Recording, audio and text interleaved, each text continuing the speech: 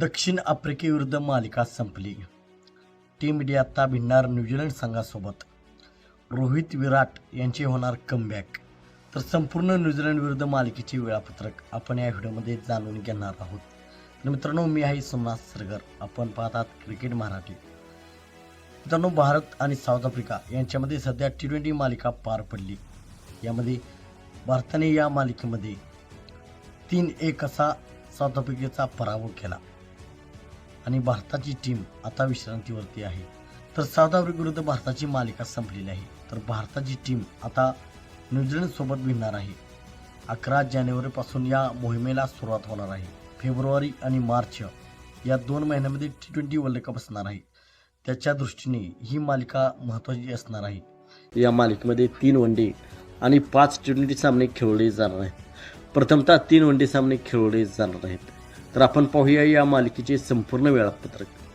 तर आपण पाहूया वनडे सामन्याचे वेळापत्रक. तर पहिला वनडे सामना 11 जानेवारीला वडोदराच्या स्टेडियमवरती खेळला जाणार आहे. तर दुसरा वनडे सामना 14 जानेवारीला राजकोटच्या मैदानावरती खेळला जाणार आहे. तर तिसरा वनडे सामना 18 जानेवारीला इंदोरच्या मैदानावरती खेळला जाणार आहे. हे वनडे सामने भारतीय वेळेनुसार दुपारी 1:30 वाजता सुरू होणार आहेत. तर ही वनडे मालिका संपल्यानंतर 5 T20 सामन्याची मालिका होणार आहे.